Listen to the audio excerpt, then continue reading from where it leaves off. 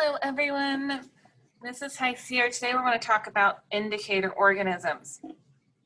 So the brine shrimp that we've been looking at in class would be an example of an indicator organism.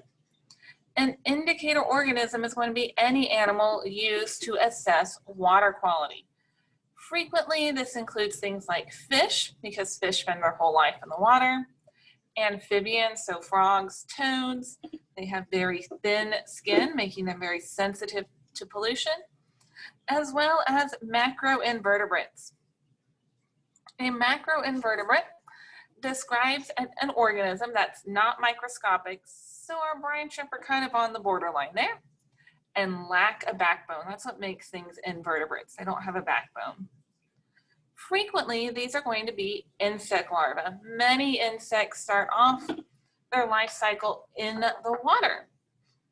And so while they're in the water, they are sensitive to any changes that are taking place. So we have three categories of pollution tolerance. The first group are going to be those organisms that are intolerant, meaning that they're sensitive to pollution and poor water quality. They're only going to be found in the healthiest of water systems, so only the healthiest lakes, ponds, rivers, creeks, streams will have these. So an example of a sensitive organism would be a dragonfly larva, which we have here in the picture, found in areas with very good water quality.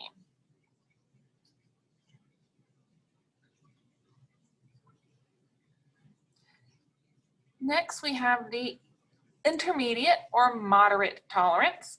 So they can handle water that's not the greatest, but it's still okay. There's some degraded water quality to it. An example of this would be a damselfly larva. A little bit of pollution, but not a whole lot, or a poor water characteristic. Not enough oxygen, too warm. For the most part, they can handle that okay.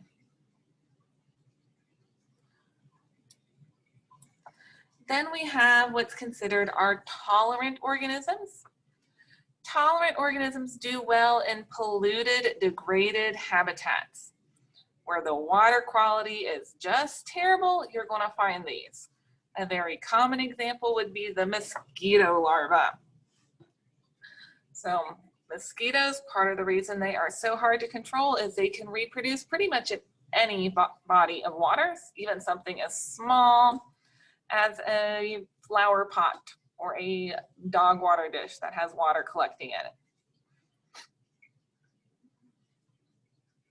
Very, very able to live everywhere. So mosquito is very tolerant. Important thing to remember and that biologists keep in mind is that the lack of physical habitat, if the pond isn't that big, or if humans have done something to destroy the pond, that is just as limiting as having poor water quality and being too heavily polluted. So when it comes to a water system, we can broadly sort of categorize them two ways. Either a system that's healthy. A healthy system is going to have a large number of species, lots of variety, with fewer individuals per species. So for example, if there were 30 animals found, that might say cover 10 different species. So there's not as many. We're going to have high biodiversity, lots of different organisms. A balanced system, we're still going to have some of those that are tolerant. They still play an important role in ecosystems. A polluted system is going to have very few individuals, or excuse me, there's going to be very few species. Now those species might have high numbers. It lacks variety, it's unbalanced. Think the mosquitoes we talked about. An unhealthy polluted system could have 100 mosquito larvae and not much else. Looking at these macroinvertebrates is important for biologists. This is a quick and easy test to look at water quality. All you need is a net and a book that tells you the pollution tolerance.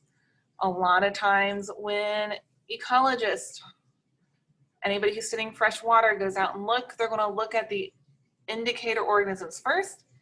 Then if they find a system that's polluted, then they're going to focus and run further tests. They'll check salinity. They'll run more expensive chemical tests to see what sort of pollutants might be there. They can check temperature, check dissolved oxygen, look for bacteria. But usually first step is looking at our indicator organisms.